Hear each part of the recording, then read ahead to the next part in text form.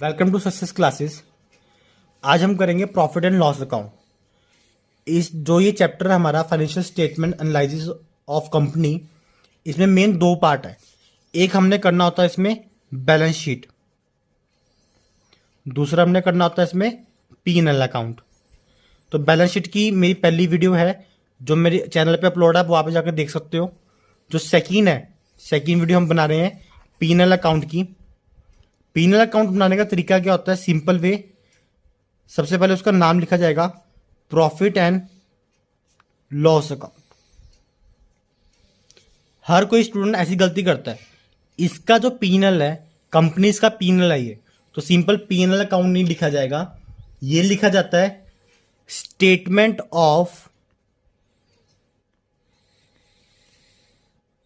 Profit and loss account. तो इसका जो फॉर्मेट है वैसे ही बैलेंस शीट की तरह फॉर्मेट है इसका। हमारा previous year, current year, notes to accounts, और यहां पर हमारे पर्टिकुलर्स। सबसे छोटा P&L अकाउंट होता है कंपनीज का, बट उसके अंदर कैलकुलेट करना आना चाहिए। तो first one is revenue from operation. अब कई स्टूडेंट ने पहली बार ये नाम सुना होगा, रेवेन्यू फ्रॉम ऑपरेशन। तो हम directly working note to account पे चलते हैं, कैलकुलेट करना कि रेवेन्यू फ्रॉम ऑपरेशन निकालते कैसे हैं।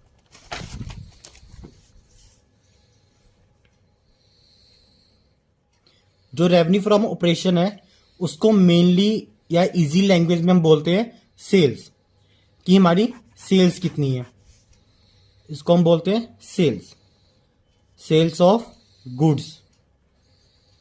तो इसको निकालने का फॉर्मूला होता है प्राइस मल्टीप्लाई बाय क्वांटिटी। जो अमाउंट आएगी उसमें से लेस कर दोगे आप सेल्स रिटर्न को। सेल्स रिटर्न माइनस करने के बाद जो अमाउंट आएगी वो होगी आपकी नेट रेवेन्यू फ्रॉम ऑपरेशन। और ये अब अमाउंट जो आएगी ये लिखोगे P&L अकाउंट में, मीन्स यहां पर। क्लियर? जो सेकंड होता है, सेकंड इसमें आता है हमारा अदर इनकम। अब अदर इनकम भी कैलकुलेट करना सीखते हैं कि अदर इनकम्स में क्या क्या आता है। तो note number 2,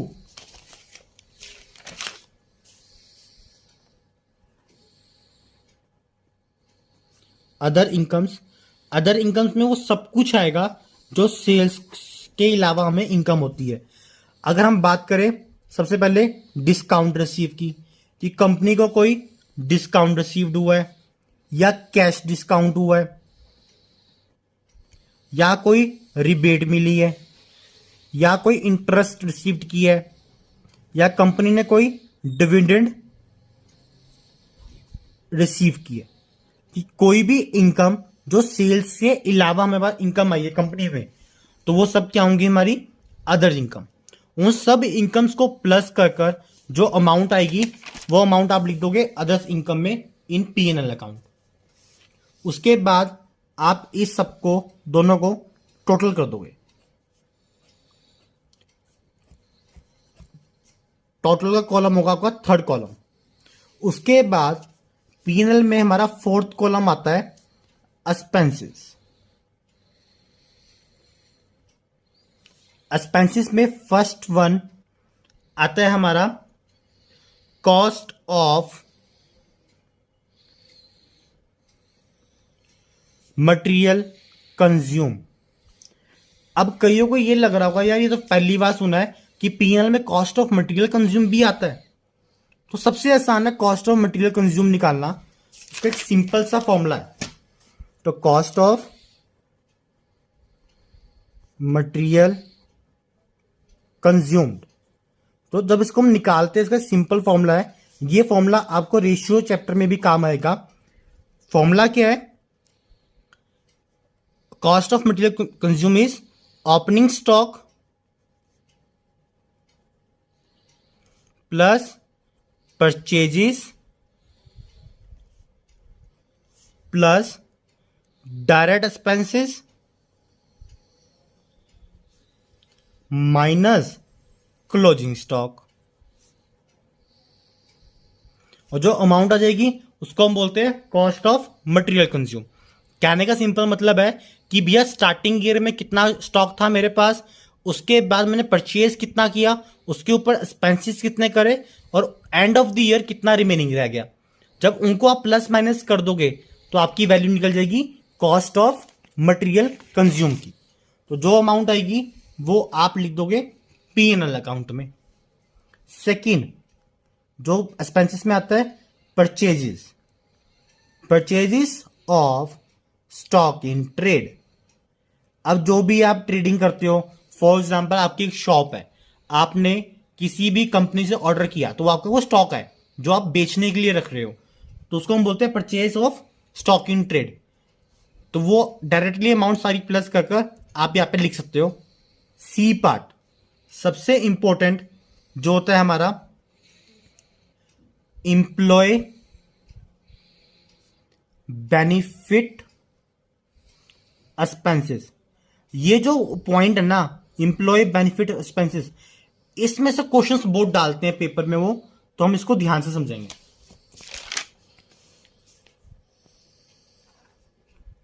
fourth column is employee, अब next one is employee benefit expenses. अब ये जो एम्प्लॉय बेनिफिट एक्सपेंसेस है, ये नाम से क्लियर है कि इसमें जो भी बात होगी वो एम्प्लॉयज के रिलेटेड की बात होगी। जैसे हमने जो भी उनको ऊपर वेजेस खर्च किया, प्लस उनको हमने जो भी सैलरी दी, कोई बोनस दिया, प्लस कोई एम्प्लॉयज को हमने कमीशन पे किया, प्लस कोई हमने उसको मेडिकल एक्सपेंसेस दिया, प्लस हमने उससे कोई कहा भी है जा तू मेरी तरफ से घूम के आ जा, ट्रैवलिंग एक्सपेंसेस। ठीक है, जो जितने भी एक्सपेंसेस हम एम्प्लॉय के ऊपर करेंगे वो हमारे क्या होंगे? Employee benefit expenses. तो जो उसकी अमाउंट कैलकुलेट करके आएगी वो आप लिख दोगे P&L अकाउंट में। Next one, change in inventory. अब change in inventory of finishing good, raw material, work in progress and stock in trade. अब इन चारों का मतलब क्या है कि भैया चेंज इन इन्वेंट्री निकालो। चेंज इन इन्वेंट्री सबसे आसान है निकालनी यार, opening stock minus closing stock कर दो। जब तुम ओपनिंग में से क्लोजिंग काट दोगे तो मतलब उतना चेंज आया ना। जैसे हम सिंपल करते थे, तो याद होगा कि हमने कहा कि भैया मेरा ओपनिंग स्टॉक जो है वो 1 लाख है, और जो मेरा क्लोजिंग स्टॉक है वो मेरा भैया 5 लाख है।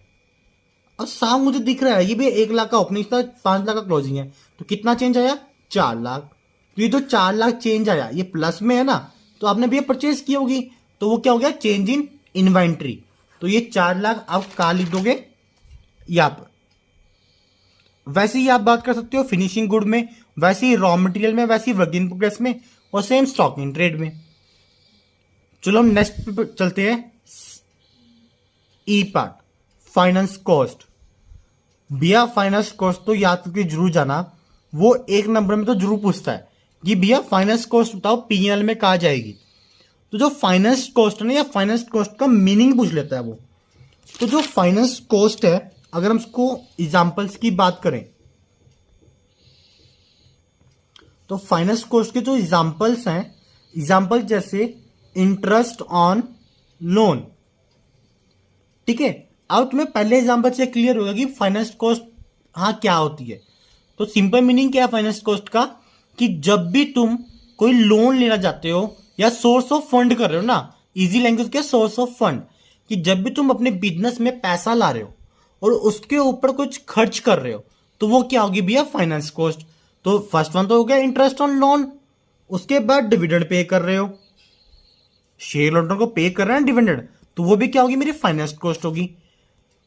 कभी कभार ना हमें बैंक मैनेजर को कमीशन देना पड़ता है कि भैया मेरी बैंक लोन की जो फाइल है ना लोन की, उसको ऊपर कर दे और 2% कमीशन तेरा पक्का है, तो वो कमीशन भी क्या होगा मेरा फाइनेंस कॉस्ट में। तो I think clear. Finance cost क्या होती है, जो कॉस्ट हमें सोर्स ऑफ फंड करने में लगती है तो हम उसको बोलते हैं फाइनेंस कॉस्ट। तो फाइनेंस कॉस्ट इज 5 नंबर, और जो अमाउंट आएगी वो कैलकुलेट करके यहाँ पे लिख दोगे आप। Next one, F is depreciation and amortisation. अब ये देखो, डेप्रिसिएशन तो सबको पता है, ठीक है। अभी नया वर्ड सुन रहे हो आप, ये अमोर्टाइजेशन क्या होता है। तो चलो मैं आपको दोनों ही समझा देता हूं कि डेप्रिसिएशन क्या होता है। डेप्रिसिएशन वो चीज होती है जब हम टेंजिबल एसेट्स पे लगाते हैं, और जो हमारा अमोर्टाइजेशन है, अब अमोर्टाइजेशन क्या होता है भैया, ये तो वर्ड ही पहली बार सुना है मैंने अकाउंटिंग में। तो अमोर्टाइजेशन क्या होता है, जब हम इनटेंजिबल एसेट्स की वैल्यू रिड्यूस होती है, इनटेंजिबल एसेट्स की वैल्यू रिड्यूस होती है। क्लियर। डेप्रिसिएशन लगती है टेंजिबल एसेट्स पे और अमोर्टाइजेशन लगती है इनटेंजिबल एसेट्स पे। तो आई थिंक ये क्लियर होगा, depreciation and amortisation. Next one भैया जी पार्ट, सबसे आसान जो मुझे लगता है, अदर एक्सपेंसेस। अब ये आपको समझाने की जरूरत नहीं है, क्यों। अदर एक्सपेंसेस में क्या आएगा कि भैया जो ये जो 6 पार्ट में नहीं गया ना, वो किस में जाएगा, अदर एक्सपेंसेस में, ठीक है। अब जिसने भी P&L बनाया, ठीक है, तो वो सोच रहा होगा यार बच्चे ना परेशान हो जाएंगे, बड़ा बना दूंगा तो उसने क्या करा, 6 टर्म छोड़ दी, भैया 6 के बाद जो भी एक्सपेंसेस है ना आप साइड डाल दो अदर एक्सपेंसेस में, तो उसकी अमाउंट जो कैलकुलेट होकर आएगी वो आप यहाँ पे चुपचाप नोट कर दोगे, ठीक है। तो उसके बाद क्या करोगे आप, टोटल एक्सपेंसेस करो। अब स्पेशली ध्यान रखना है कि आपने ये अमाउंट नहीं नोट करनी, आपने नोट करनी है यहां से लेकर यहां तक जो भी अमाउंट निकली है उसका आप टोटल कर दो। टोटल एक्सपेंसेस आ गए हमारे। अब टोटल एक्सपेंसेस में से टोटल इनकम माइनस करते हैं, इनकम में से एक्सपेंसेस माइनस करते हैं, तो मतलब आप 5th कॉलम बनाओगे हमारा प्रॉफिट, प्रॉफिट बिफोर टैक्स। तो प्रॉफिट बिफोर टैक्स निकालने का जो फॉर्मूला है, सबसे आसान फॉर्मूला, कि भैया जितनी मेरी टोटल इनकम है, मतलब 3rd column minus 4th column, ये इस वैल्यू में से इस वैल्यू को माइनस कर दूं, तो जो आंसर आएगा वो मेरा क्या होगा, प्रॉफिट बिफोर टैक्स। आपको थोड़ा बहुत याद आ रहा होगा, बिजनेस में किया होगा आपने, है ना, EBIT निकालते थे। तो अब क्या कर दो भैया, प्रॉफिट जो निकल गया, प्रॉफिट बिफोर टैक्स, अब इसमें से माइनस कर दो टैक्स को। जितना भी क्वेश्चन में टैक्स गिवन होगा उतना टैक्स लिया आपने, और इस अमाउंट पर टैक्स लगाकर उसमें से माइनस कर दिया, ठीक है। अब जो माइनस करके आंसर आएगा ना, वो आपका होगा प्रॉफिट आफ्टर टैक्स, ठीक है भैया। जो ये आंसर आया, अब आपने प्रॉफिट बिफोर टैक्स में से टैक्स माइनस कर दिया, जो लास्ट में आंसर आएगा ना, ये आंसर क्या होगा, प्रॉफिट आफ्टर टैक्स। अब और ये आंसर ये जाता है हमारा बैलेंस शीट में रिजर्व एंड सरप्लस में प्लस होने। क्लियर। अब बच्चे सोच लेंगे ठीक है, बैलेंस शीट भी याद हो गई, प्रॉफिट एंड लॉस भी अकाउंट भी याद हो गया, चलो अब तो हमारे 3 नंबर पक्के हैं। ठीक है भैया, हाँ हो जाएंगे 3 नंबर पक्के, बट इसका क्वेश्चन भी वैसे ही आएगा जैसे आपका बैलेंस शीट का आता है, ठीक है। वही आपको क्वेश्चन डाल देगा कि भैया मैंने आपको बोला कि A नंबर बोल दिया कि भैया आपके पास वेजिस है, B नंबर में बोल दिया बॉन्ड्स है, C नंबर में बोल दिया कि आपके पास माइनिंग राइट्स है, 4th नंबर में उसने बोल दिया कि मैंने आपको डिबेंचर्स भी दे दिए, उसके बाद E में उसने बोल दिया कि आपके पास जनरल रिजर्व है, आगे उसने बोल दिया कि आपके पास डिविडेंड अनपेड है, एक उसने बोल दिया हमें मान लो कि डेप्रिसिएशन है, ठीक है, एक उसने बोल दिया कि मान लो कि जिसका डिस्काउंट रिसीव्ड, ठीक है, ये उसने मुझे 8 आइटम दे दी। अब ये 8 आइटम का मुझे क्या बोलेगा कि भैया मुझे ये बताओ कि इसका मेन हेड क्या है और सब हेड क्या है। चलो हम सॉल्व करते हैं फिर अब। ठीक है, एक बना लिया मैंने सब हेड, एक बना लिया मैंने मेन हेड। आई थिंक आपको मेन हेड सब हेड क्लियर होगा, पर्टिकुलर्स। ठीक है, अब उसने मुझे पहला क्या बोला, पहला इसने बोला कि भैया वेजेस बताओ मुझे, वेजेस का सब हेड क्या है। अब ठीक है, वेजेस है ना, वेजेस किसको मिलते हैं, इंप्लॉय को मिलते हैं, तो सब हेडेड में क्या जाएगा, इंप्लॉय बेनिफिट एक्सपेंसेस में, इंप्लॉय बेनिफिट एक्सपेंसेस। उस मेन हेड क्या हो गया भैया, एक्सपेंसेस है। ठीक है, अब नेक्स्ट क्या बोला उसने, बॉन्ड्स। अब बॉन्ड्स क्या है भैया, लाइबिलिटी लग रही है बैलेंस शीट में, याद तो किया था। अब बॉन्ड्स क्या है, लॉन्ग टर्म के लिए, तो यहां पे क्या आ गया, लॉन्ग टर्म बोरिंग। और इसका मेन हेड क्या था, नॉन करंट लाइबिलिटी। ठीक है, अब third one is mining right. अब ये फंस गए कि भैया माइनिंग राइट याद नहीं आ रहा, या कभी पढ़ा नहीं माइनिंग राइट होता क्या है। हमें तो कंपनी पढ़ाई गई थी, कंपनी में ये चीज होती है, गुडविल होती है, इंटेंजिबल होता है, बट माइनिंग राइट भी क्या हमारा इंटेंजिबल एसेट्स है। क्यों, राइट्स है ना, वो राइट मुझसे कोई नहीं छीन सकता, तो वो क्या है, इंटेंजिबल एसेट। तो सब हेड क्या हो गया हमारा, इंटेंजिबल एसेट्स। और मेन हेड क्या हुआ उसका, नॉन करंट एसेट्स। ठीक है, अब फोर्थ कॉलम, फोर्थ में क्या पूछा था भैया उसने, डिबेंचर्स। ठीक है, अब डिबेंचर्स कहां आते हैं, ये भी क्या है हमारी long term borrowing, long term borrowing. और इसका मेन हेड क्या होगा, non current liabilities. Next one fifth, fifth क्या है भैया, जनरल रिजर्व। ओ यार सबसे आसान आ गया, रिजर्व है ना, तो उसका सब हेड क्या है, रिजर्व एंड सरप्लस। और मेन हेड क्या था, सबसे पहले क्या था, शेयर होल्डर फंड।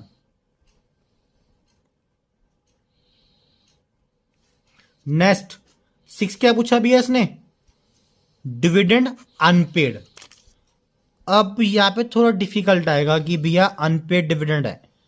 ठीक है, डिविडेंड का मतलब क्या है कि भैया हमने शेयर होल्डर को देना है, बट कौन सा है, अनपेड, नहीं दिया ना, तो शेयर होल्डर मुझसे मांगेंगे, तो मतलब मेरी क्या लाइबिलिटी है।